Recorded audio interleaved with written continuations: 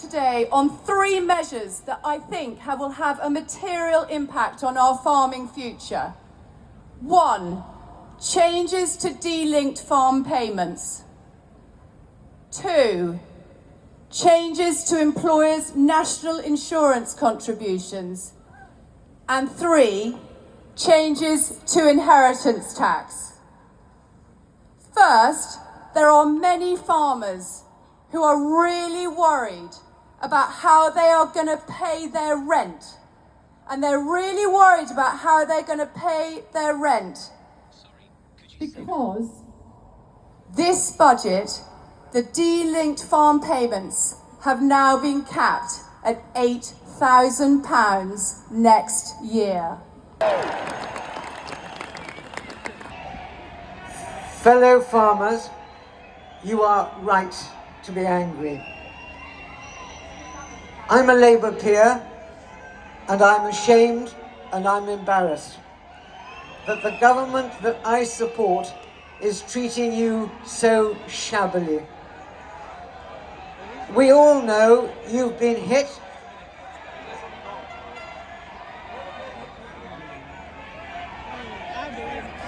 Have we got the medics, please? Front of the stage, over to the right. Can we have some medics, please? We just need a medic over by the fast track, by that, is it the Union Jack flag? By the lamppost. A first aider, please. And at a time when we all know you've already been hit by costs for almost everything you need to produce food. You've been burdened by petty bureaucracy, which I cannot believe any other industry bears. You've been battered by floods, the complexity over the changes in farm payments, and then the unkindest cut of all, because it strikes, this policy, not just at you, the farmer, but your family and your home. So much better. The Liberal Democrats will be standing up for farmers because you have really got a case here. This really matters. Hello! Please keep doing it and we will stand by you every step of the way. Thank you. And Victoria Atkins, the loudest cheer you've got.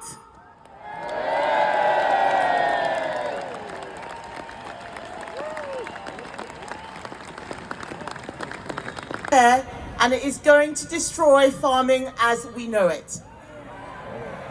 And that is why we will, at the very first opportunity, reverse the family farms tax.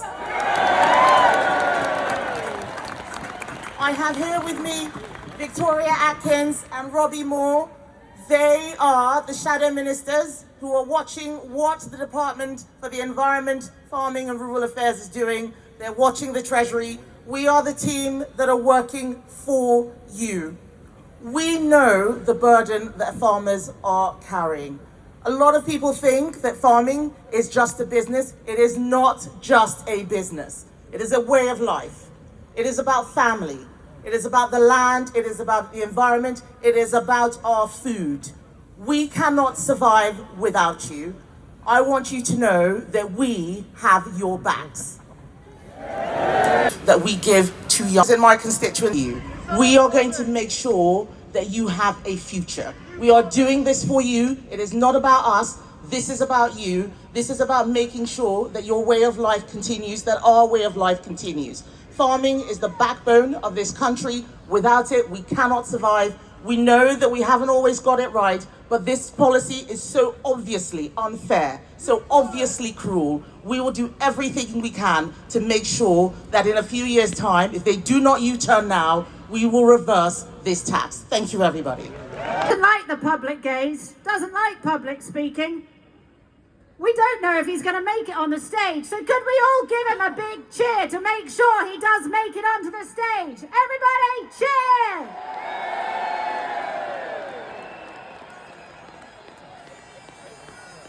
Right, while we wait for Jeremy to make himself available, I'm now going to have one last speaker. He's called Steve Perez. He is a farmer. He is also a hotelier, and his business is going to be hit hard by this tax. So let's have a big cheer for Steve. what they're going to do. What we must do, what you must gas the politicians is we can't just accept we'll reverse APR. We have to think about BPR as well, because that is the thing they're not talking about. 1, 2, 3, cheer! Thanks, everyone. Thanks, Emily. Thanks, Ollie. Hello, everybody. You're right, I'm not supposed to be here, I'm not supposed to be talking, but we've got a few things to say, and I'm going to start with a bit of honesty. I lived in London 25, 30 years, and when I was here, like a lot of people who live in cities and go on Twitter, I thought farmers drove around in Range Rovers, moaning, until February, and then you all went skiing. And then about 5 years ago, I started farming. And I've come to understand just how unbelievably difficult it is, and complicated, and dangerous, and cold. Very cold. Even when we're harvesting, it's cold. And it's just the forest of costs that staggered me. £200,000. Somebody needs to turn their mics off. £200,000. We need a medic. Medic. We need a medic to the right. I have a of medic the stage. over to everyone down there. You know, a tractor. £200,000 for a medium-sized one. A combine, £500,000. All the equipment costs a fortune. And if you try to price what you're selling to accommodate that, there's just a lot of moaning. You get people saying, well, I shouldn't pay that. I can get a chicken from abroad. Yeah, you can. But it's so full of chlorine, it tastes like a swimming pool with a beak. And then you've got the environmentalists endlessly shouting at you, oh, your cows, they're altering the composition of the gases in the upper atmosphere, and your fertilizers ruining the trouty freshness of our streams and rivers. And I know sometimes you just think, well, what's the point? We're just trying to make breakfast, lunch and dinner, and it's just this endless whinging and there's no money in it. And the regulations. Some of you down there will know what I'm on about when I say we got a lot of GS4 this year on the farm. And we were told, oh, the sheep will love that. No, they don't. They're standing looking at it in the same way that a 5-year-old looks at an olive. They don't want to eat it. And so we have all of this complication and all of this cost, and there's very, very little money in it. Very little money, as you know. And then we got the budget. Now, I know a lot of people all across the country in all walks of life took a bit of a kick on the shin with that budget. You lot got a knee in the nuts and a light hammer blow to the back of the head. Because we had pickup trucks, double cab pickup trucks, being reclassified as company cars. 211% tax rise there. £50 carbon tax on a bag of fertiliser. The basic farm payments altered in such a way that we're getting a lot less than we thought we were going to get. And then there was the inheritance tax business. Honestly, I don't know where to start. I know you've heard a lot about it today, and I'm not going to dwell on that.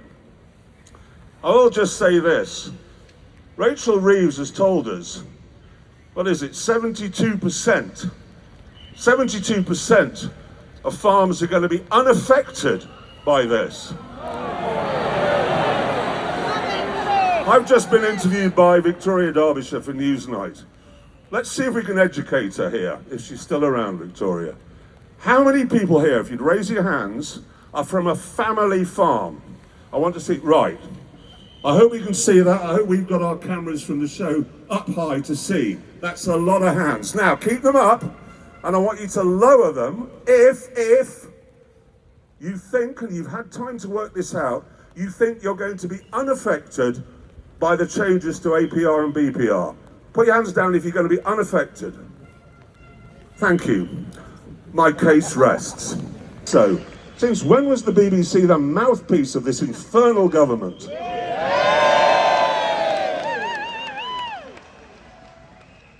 I've got to get the brakes on.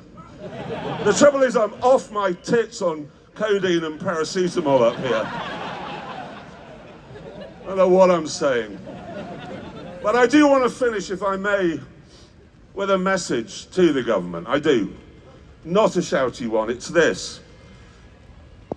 For the sake of everybody here, and for all the farmers who are stuck at home today, paralysed by a fog of despair over what's been foisted upon them, I beg of the government to be big, to accept that this was rushed through, it wasn't thought out, and it's a mistake.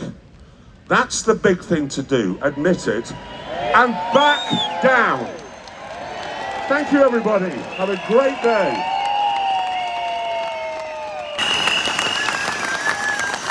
Reeves can look on and hear what you've all been saying. Our industry, farming, the best and most important industry in this country. It's never stronger than when we speak with one voice. Can I thank the organisers of today's rally, Clive, Ollie, Martin, Wardy and James. My message to government today is clear. When you make a promise to farmers, you keep it. I'm the 4th generation of my family farm with the 5th generation at home. Like so many of you, when I went back to farm, my parents couldn't afford to retire from the farm. They're still in partnership with me today, some 20 years later. I've worked with multiple generations of my farm, just my family, just like many of you out there today have. These multi-generational businesses are special. We can't afford for this government to take us for granted and not respect what we do. Betrayal. It's betrayal based on questionable facts. I've met the Secretary of State, I've sat down with Treasury ministers, I've looked them in the eye again and again, and yet they continue to double down and they don't believe the impacts this will have on you, your farms, your family, your future. First, excuse me,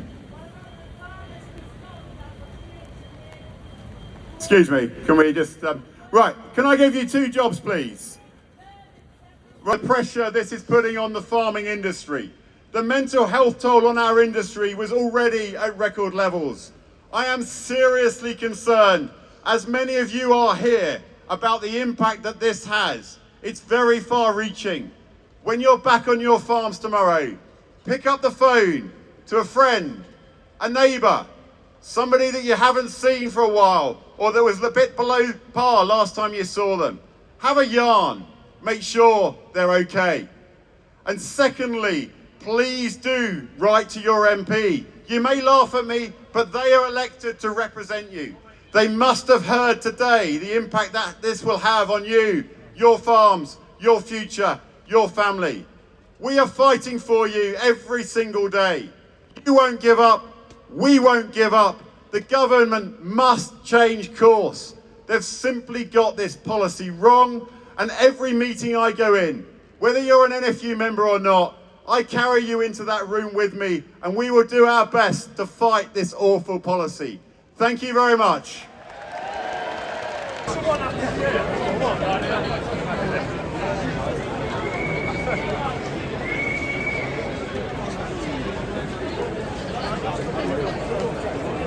And that is everyone from the protest.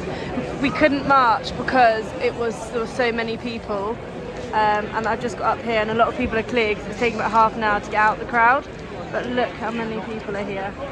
Amazing.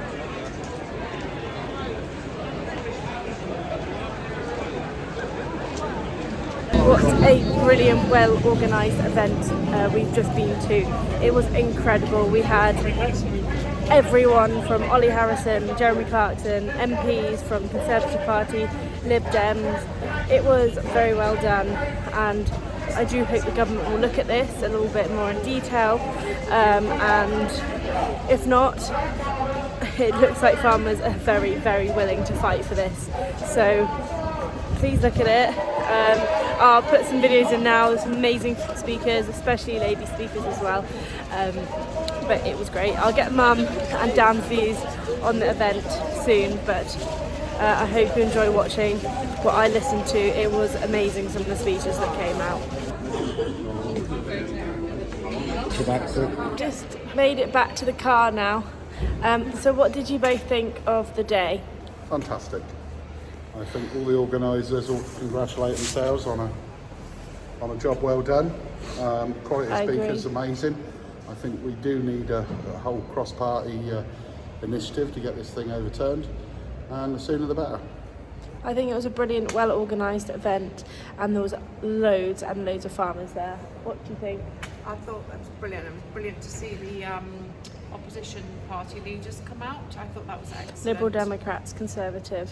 Yeah. They all came out, did a speech. And even a Labour peer. Yeah, and a Labour peer. So, yeah, great. Well done, everyone that organised it. It's great to see so many farmers and also non-farmers there supporting the farmers. So thank you and a good day.